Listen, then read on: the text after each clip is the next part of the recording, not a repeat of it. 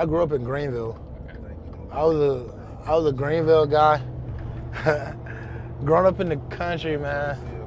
People don't understand what the country is until they've been to my part of the country. Like, it's no cell service whatsoever.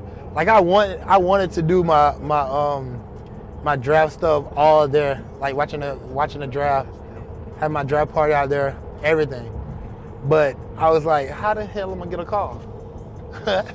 Like, how am I gonna get a call? Man, my phone probably say no service on that, so I was like, man, I gotta change the scenery. It was pretty intense growing up in the house with 3 other boys.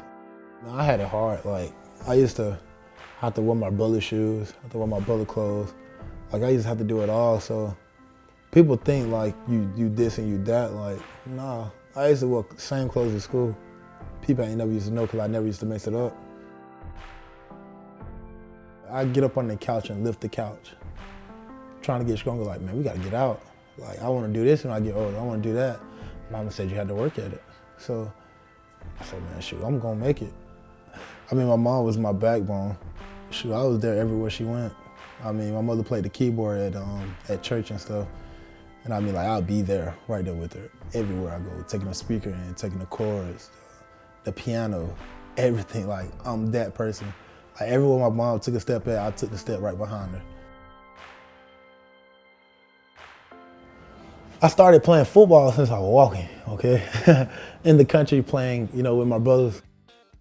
That's how I learned how to play football, and that's how I learned how to be tough, because I got my tail whooped probably every time.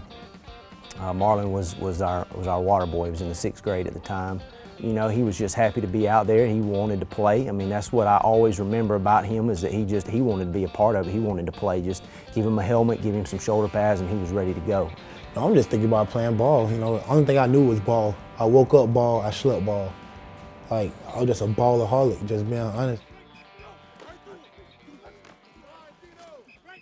My mom, she used to, she would always sit in the truck and watch me practice, like, always. No AC, windows always down.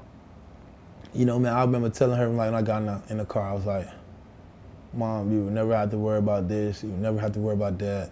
I will always do this for you. I wanted my mom to have a house beside me. Like, wherever I went, like, she was gonna be right there. Like, if I was right here, she literally right there. Like, nowhere else. It wasn't acceptable at that moment, you know what I mean? Because that's how much love I have for my mother. And I mean, you know, like, I told her I was gonna do it, and I was gonna do it big. I'm not gonna say I was just this great kid. Like, I was bad. I was really bad. 10th grade year summer, I got mad at all the coaches at my high school. I was mad. I mean, I was a hothead. I mean, I can't lie. I was uncoachable. You know, my mom was thinking about moving.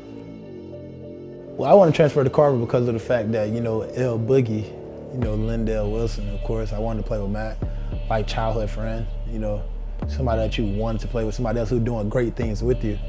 Of course, I wanted him to come to my high school with me, so it was like, bro, come to my high school, we could do some good things together. Me and Mac played AU basketball since like 2nd grade. It's like we knew each other for a long time. And Mr. Todd is Mac's godfather. He had this foundation called Makes a Difference. It helped kids conduct their life to being good.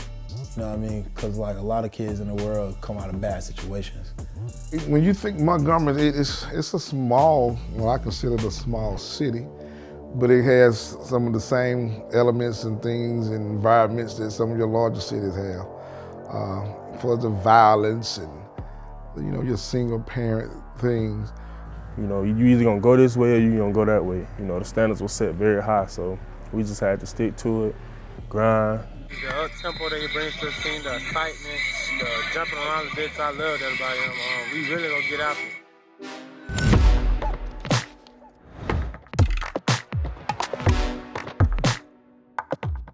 Just me and him being on the team together was like impactful. It was like everybody had their eyes on us. We did our thing out there, of course. We both was rated 5 stars, ranked in the country and things like that. So it was great, you know, just knowing that, you know, I got this big defensive lineman in front of me. You know, he disrupted a lot of plays, so it's like I know they're not running to his side.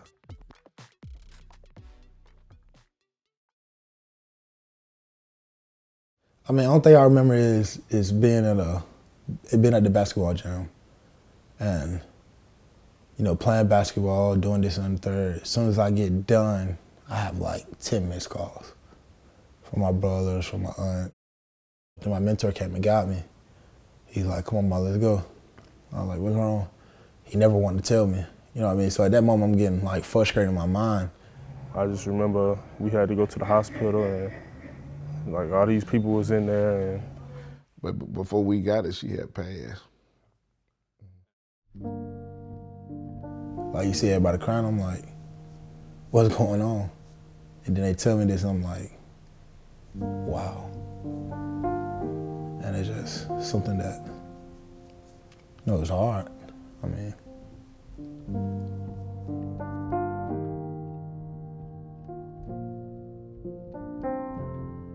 I could never get that back, you know what I mean? Like, all the times, everything, I couldn't get that back. I didn't know what to do. She went to the doctor a week before to get seen about. She said it was something with her leg. She had a sharp pain in her leg. She was finna go over there, then she just collapsed. And they said it was a blood clot.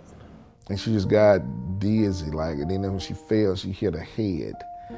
And that's what traveled to her brain. It's like she basically had like an aneurysm. it was tough for him. Like, you know, I just tried my best to keep him motivated and keep him, you know, uplifted and stuff like that.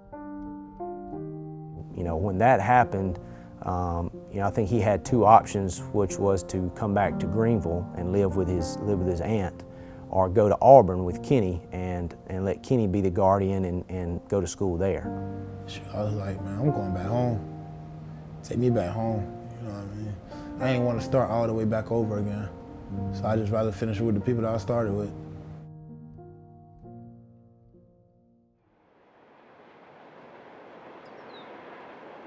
He wore number 47, which was, I think, the age of his mother when she passed away. So, you know, he wants to remember her and everything that he does, and he did a great job of handling it. There's no way I could have handled that as an 18-year-old with everything that he had going on, not on top of losing his mother, but also being a 5-star recruit with all this pressure on him. I mean, I want to be somewhere close, either Georgia, Alabama, Auburn, LSU, you know, Florida State, somewhere around here, just not too far. You know what I mean? But you still want to, you know, get out and experience, but you just don't want to be all the way in Washington somewhere, you know what I mean? Like, you don't want to do no stuff like that, you know? Ultimately, I think it came down to the relationship that he had with Coach Garner, which was started when his brother Kenneth was at Auburn. You know, I think Coach G has been like a father to him. You know, has really just been there for him. I mean, it was my family's school, and it was my school. Like, I knew I would be able to play at Auburn, like my brother did, and I was like, shoot, why not go play at the school that your brother went to and just show up him and all this stuff? So I was like, cool. But I mean, just the environment at Auburn, man, it was so different. It was just like being at home. I like to take my talent to Auburn University.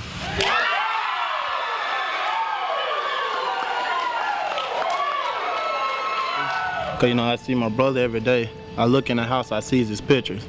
I see the helmet, I see the jersey. I see my mom. Every time I look at a picture, either she got some Auburn on, you know, so all this is in remembrance of her. You know, they're just the beginning of everything. You know, it's not the end.